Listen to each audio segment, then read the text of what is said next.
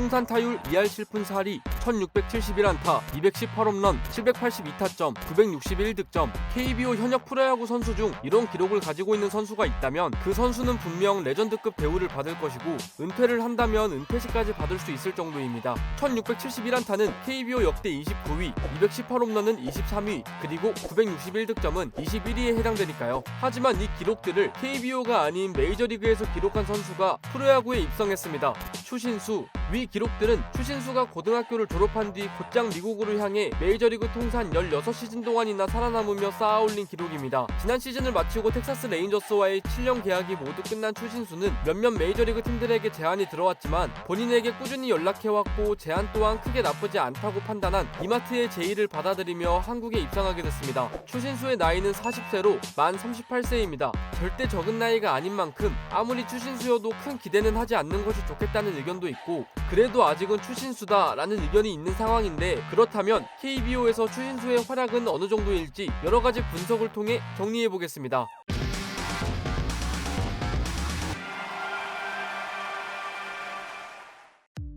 호타준족형 타자.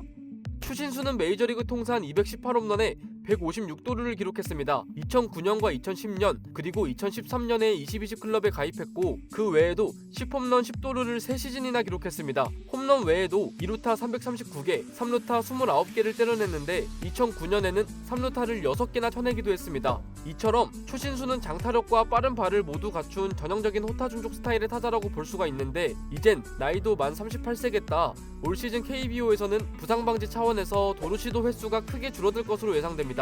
하지만 호타준족 스타일 선수의 가치는 도루로만 드러나지 않습니다. 주자 추신수의 존재는 투수로 하여금 언제든지 뛸 수 있다는 압박감을 심어줍니다. 거기다 평균 대비 득점 생산을 나타내는 지표인 RAA 주루 수치에서 큰 이점을 얻어내는 유형의 선수입니다. 지난 시즌 SK 와이번스의 팀 RAA 주루는 2.42로 리그 5위였습니다. 사실 이 정도도 최지훈이 2.76으로 큰 비중을 차지했는데, 추신수의 가세로 주루 부문에서 팀적으로 큰 이득을 취할 것으로 보입니다.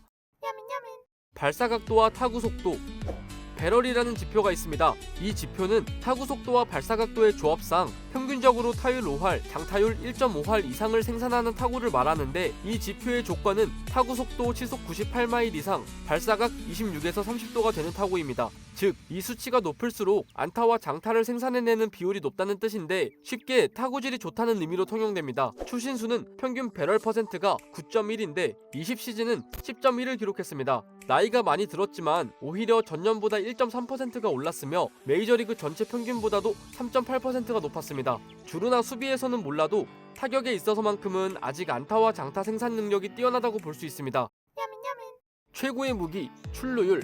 앞서 얘기한 좋은 타구질로 인한 장타력과 빠른 발은 분명 추신수의 장점 중 하나지만, 추신수의 가치를 이 정도로 올릴 수 있었던 것은 뛰어난 선구안을 바탕으로 한 높은 출루율입니다. 자신만의 존이 확고하고 동체 시력이 좋기 때문에 존 밖으로 벗어나거나 애매한 공은 걸러버리고 확실한 공에만 스윙을 하는 스타일입니다. 추신수의 통산 출루율은 3할 7푼 7리인데 데뷔 연도인 2006년 이후 3,000타석 이상을 소화한 324명을 기준으로 봤을 때 24위라는 엄청난 순위이고, 100년이 훌쩍 넘는 긴 역사를 가지고 있는 메이저리그를 통틀어도 202위에 올라있을 정도입니다. 하지만 지난 시즌 3할 2푼 3리의 출루율을 기록하며 본인의 평균보다 대폭 하락한 모습이었습니다. 그리고 근 3년간 계속해서 높아지고 있고, 지난 시즌 26%로 정점을 찍으며 높은 삼진 비율을 기록한 K%의 상승이 출루율 하락의 큰 원인 중 하나로 보입니다. 코로나로 인한 단축 시즌이었던 점을 감안하고서도 메이저리그 전체 평균인 21.8에 비해 크게 높았습니다. 위 사진은 지난 시즌 추신수가 삼진을 당한 구역의 히트맵입니다. 스트라이크 존 내의 삼진보다 존 밖에서 삼진을 당한 비율이 훨씬 더 높았음을 알 수가 있는데, 추신수의 선구안이 떨어지고 있음을 나타내는 걸까요?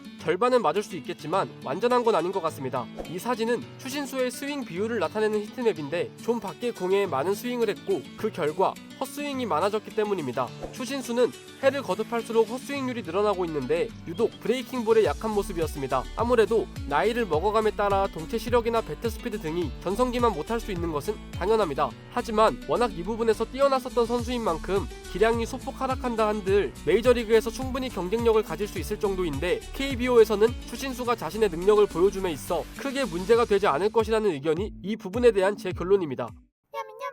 수비수의 가치. 추신수의 주 포지션은 외야수 중에서도 우익수지만 좌익수도 은근히 소화했을 뿐더러 중견수로 한 시즌을 보낸 적도 있습니다. 투수 출신으로 150km를 던질 수 있을 만큼 강한 어깨를 뽐내며 한 시즌 14개의 보사를 잡아내며 메이저리그 전체 1위를 기록했던 때도 있었지만 현지의 평가는 언제나 수비가 아쉬운 선수였습니다.